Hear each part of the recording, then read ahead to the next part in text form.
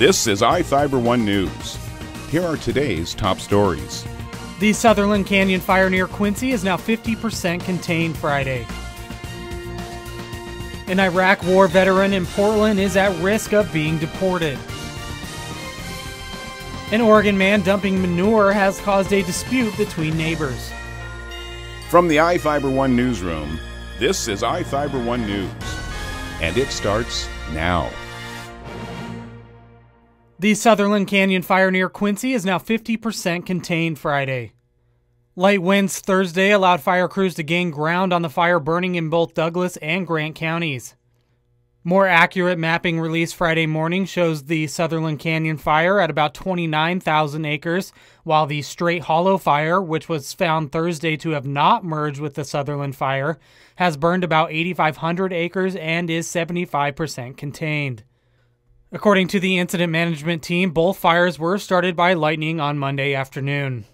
About 430 personnel are working the two fires, but the Type 2 incident management team that took over command Thursday morning has begun to demobilize crews.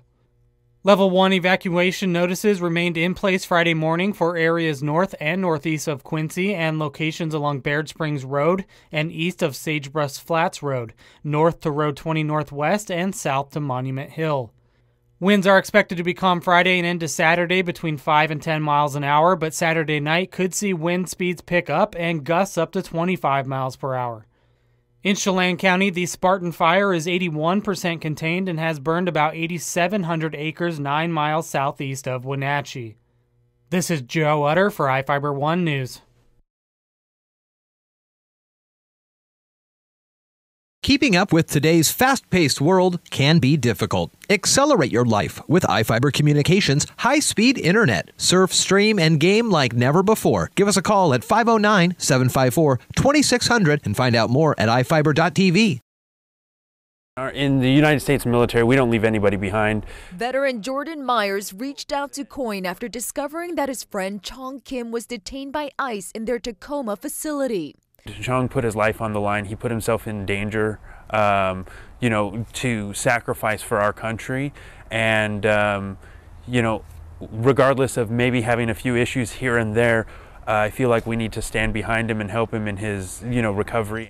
Myers says they both belong to a disabled veteran support group for PTSD. He knows that during the last 5 years, Kim racked up a criminal history, which we uncovered was a mixture of felonies and misdemeanors. But Myers says Kim has been working to make changes for some time now. I know that he attends, support groups. I know that he participates in veteran organizations. Last year, Kim was booked in Multnomah County, eventually convicted of attempted arson 1 and possession of a destructive device. His father told me that the judge at one point said if he keeps getting in trouble, his immigration status could be in jeopardy.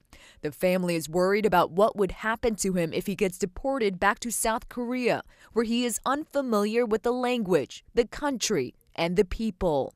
I'm just absolutely shocked that, someone who served our country honorably there would be any question as to whether they're welcome in our country.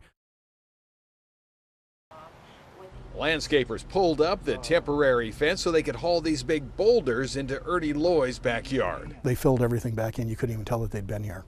Loy and his wife moved in here recently, partly because of the wildlife that visits make that used to visit. We even had a pheasant come over the fence one morning, was walking across the backyard.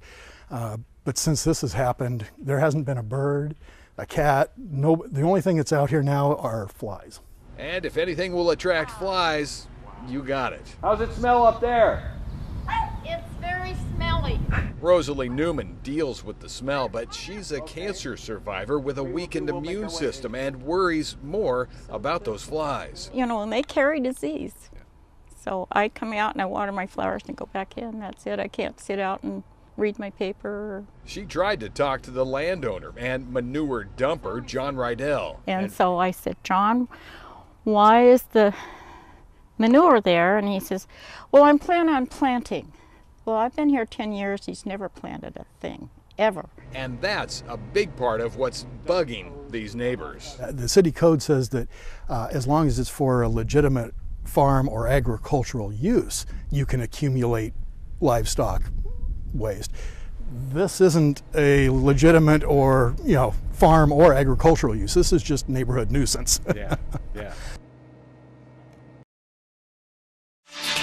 From the iFIBER One Weather Center, I'm Jeff Slakey taking a look at this week's forecast in the basin. Near 100 for your Monday, then cooling off Tuesday, upper 80s, mid 80s for Wednesday, back into the 90s and mid 90s through the rest of the weekend into the weekend. Clear skies, but starting to cool off a little bit for the 4th of July holiday.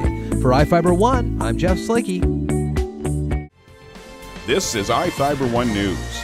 For more information on these stories and other news, visit us online at iFiber1.com or check us out on Facebook.